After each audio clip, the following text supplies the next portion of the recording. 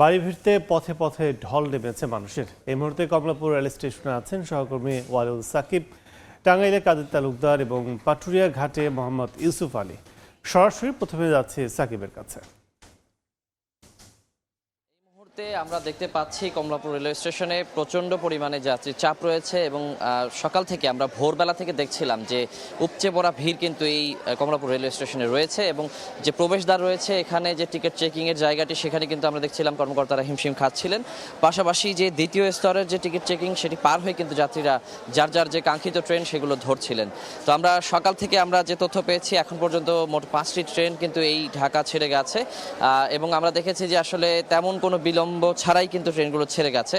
তবে যে প্রতিটি ট্রেনে আমরা দেখেছি যে উপচে পড়া ভিড় ছিল, কানায় কানায় পূর্ণ অবস্থায় যাত্রীরা কিন্তু এখান থেকে তাদের কাঙ্ক্ষিত গন্তব্যের উদ্দেশ্যে ছেড়ে গেছেন এবং আমরা দেখেছি যে যাত্রী চাপ এতটাই বেশি ছিল যে ট্রেনের ভেতরে কোনো যাত্রী ধারণের জায়গা ছিল না। পাশাপাশি যে নিয়ম বহির্ভূতভাবে আসলে জীবনের কোনো মায়া ত্যাগ করেই কিন্তু সবাই ছাদে কিন্তু অবস্থান নিয়ে কিন্তু তাদের গন্তব্যের উদ্দেশ্যে ছেড়ে গেছেন।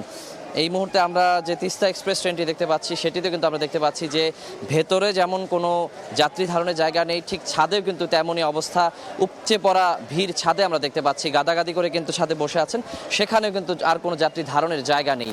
তো এই যে রেলের যারা কর্মকর্তা রয়েছেন আমরা দেখেছি যে তারা কিন্তু সর্বাত্মক চেষ্টা করছিলেন যেন কেউ ছাদে না উঠে, কিন্তু এত যাত্রীর চাপ রয়েছে যে তারা কিন্তু যে যাত্রীদের সামলাতে পারছিলেন না, তাদের বাধা বিপত্তি পেরিয়েই কিন্তু যাত্রীরা সবাই ছাদে অবস্থান নিয়েছেন।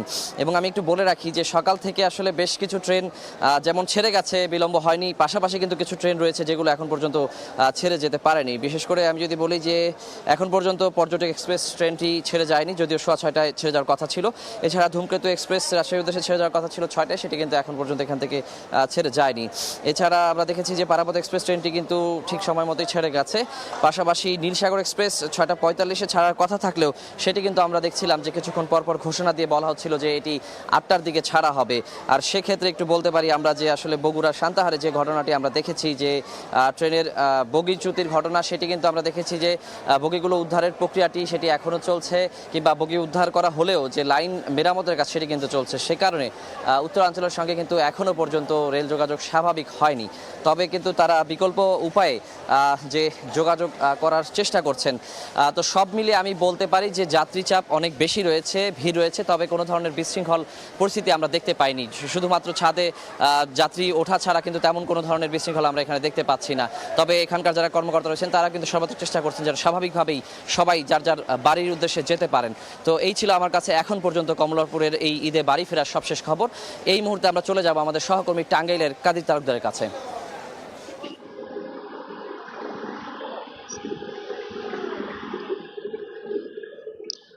ঈদযাত্রায় ঢাকা টাঙ্গাইল মহাসড়কে যানবাহনের ঢল নেমেছে। গত দুদিন যাবৎ ঈদযাত্রা শুরু হলেও আজকে ঈদযাত্রার তৃতীয় দিনে যানবাহনের চাপ অনেকটাই বৃদ্ধি পেয়েছে। আমরা দেখেছি যে একদম কাকডাকা ভোর থেকেই যানবাহনের ব্যাপক ব্যাপক আকারে বৃদ্ধি পেয়েছে যানবাহনগুলো। বিশেষ করে উত্তরবঙ্গের যারা যাত্রী রয়েছেন তারা আজকে বেশিরভাগ দেখতে পেরেছি যে আসলে তারা তাদের যে প্রিয়জনের সাথে ঈদ করার জন্য যে ছুটে চলেছেন তারা অনেকটাই বেশি দেখা যাচ্ছে। সেই উপলক্ষে কিন্তু যানবাহনগুলো আসলে ঢাকা টাঙ্গাইল মহাসড়কের যে গাজীপুরের ভোগড়া রয়েছে সেই ভোগড়া থেকে স্বাভাবিক গতিতে টাঙ্গাইল পর্যন্ত পৌঁছাতে পারলেও টাঙ্গাইলের যে এলাঙ্গা রয়েছে সেই এলাঙ্গায় এসে গাড়িগুলো কিছুটা স্লো হয়ে যাচ্ছে, গতি থেমে যাচ্ছে, যেই কারণে আসলে মাঝে মাঝে যানজট তৈরি হচ্ছে। আমরা কথা বলেছি এখানে যারা চালক রয়েছেন এবং যাত্রী রয়েছেন তাদের সাথে কথা বলে যেটি জানতে পেরেছি যে আসলে টাঙ্গাইলের যে যমুনা সেতু রয়েছে সেই সেতু থেকে টাঙ্গাইলের যে রাবড়া বাইপাস রয়েছে সেই রাবড়া বাইপাস পর্যন্ত প্রায় 20 কিলোমিটার এলাকা জুড়ে থেমে থেমে যানজট তৈরি হচ্ছে। কিছুক্ষণ যানবাহন চলছে আবার কিছুক্ষণ পরপরই থেমে যাচ্ছে, যেই কারণে আসলে তারা স্বাভাবিক গতিতে যানবাহন চালাতে পারছে না। এবং আমরা তাদের সাথে কথা বলে যেটি জানতে পেরেছি সেটি হচ্ছে যে গাজীপুরের ভোগড়া থেকে টাঙ্গাইল পর্যন্ত তারা যে এসেছে, অর্থাৎ ঢাকা থেকে যে তারা গত রাতে গাড়ি ছেড়েছে, রাত কেউ 8টা কেউ 10টায় রওনা দিয়েছে, কিন্তু এখন পর্যন্ত কিন্তু টাঙ্গাইল এসে অনেকেই থেমে গিয়েছে। কিছুক্ষণ আগেই আমরা দেখেছি যে এখানে বিশাল একটি যানজট আমরা লক্ষ্য করেছি, প্রায় 30 মিনিট যাবত এখানে যাত্রী ছিল।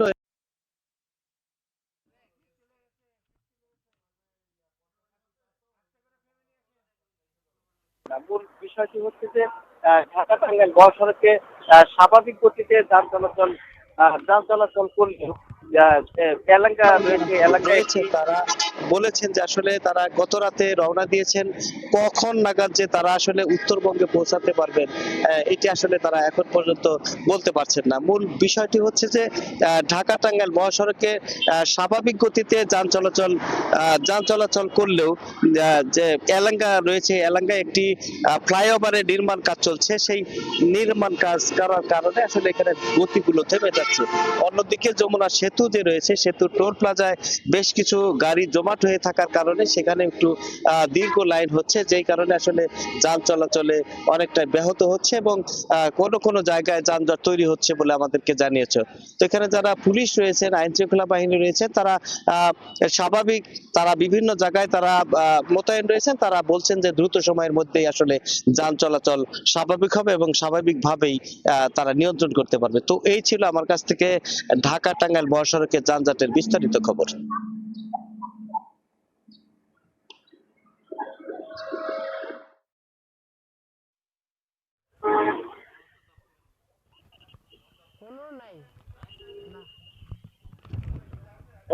পাটুরিয়া ঘাট এলাকাতে আমরা এখানে কথা বলেছিলাম পুলিশ প্রশাসনের সাথে। তারা বলছে যে ধীরে ধীরে এই যানজট কিন্তু বাড়ছে, কিন্তু তাদের দাবি যে তারা যানবাহনগুলোকে শৃঙ্খলায় রাখার চেষ্টা করছে। পাটুরিয়া, দৌলতদিয়া, আরিচা, কাজিরহাট এবং পাটুরিয়া ঘাট এলাকা থেকে আশপাশের 2 কিলোমিটার এলাকা জুড়ে তীব্র যানজটের কারণে নাকাল যাত্রীরা। আমরা যাত্রীদের সাথে কথা বলেছি, যাত্রীরা বলছেন কেউ মধ্যরাতে, কেউ সন্ধ্যা রাতে থেকে এখানে অপেক্ষা করছে, থমকে আছে, গাড়ির চাকা নড়ছে না কোনো গাড়ি। তো সেই ক্ষেত্রে আমরা দেখছি এই মুহূর্তে কিন্তু একদম একটা ঘাট পর্যন্ত, অর্থাৎ সেটা ছাড়িয়ে গিয়েছে। কেউ সন্ধ্যা রাত থেকে এখন পর্যন্ত অপেক্ষা করছে।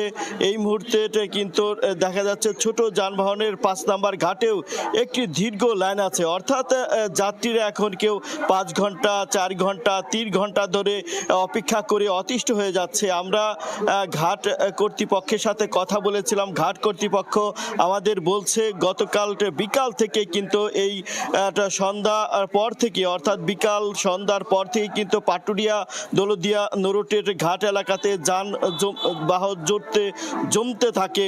সময় গণনার সাথে সাথে রাত 10টার দিকে গাড়ির সারি 5 কিলোমিটার এলাকা জুড়ে সৃষ্টি হয় এবং ফেরিতে ওঠার সময় কিন্তু ফেরি কিন্তু অপ্রতুল হয়ে পড়ে। অর্থাৎ যখন যাত্রী আসছিল, বিকাল থেকে চাপটা পড়ছিল, তখন কিন্তু অপ্রতুল হয়ে পড়ে এখানকার ফেরি, যার জন্য কিন্তু যানবাহনটা জমতে থাকে। এছাড়াও রাত 9টার পর থেকে জোরো হওয়ার কারণে ফেরি চলাচল একদম ঝুঁকিপূর্ণ হয়ে যায় এবং বন্ধ করে রাখে ঘাট কর্তৃপক্ষ।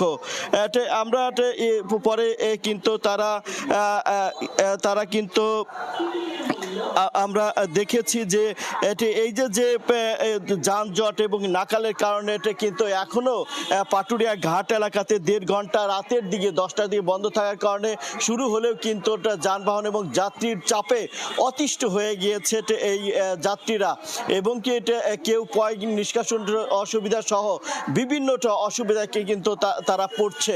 আমরা এখানে কিন্তু 67টি স্পিডবোট আরিচা ঘাটে এবং 33টি লঞ্চ এবং কি এখানে 22টি ফেরি চলাচল করছে, তা কিন্তু যাত্রী এবং যানবাহন তুলনায় খুবই অপ্রতুল। এই ছিল আমার কাছে পাটুরিয়া ঘাট থেকে সর্বশেষ তথ্য।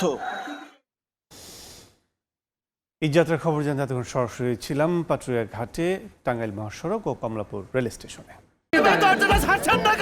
আমি কি কিছু ধরেছি নাকি?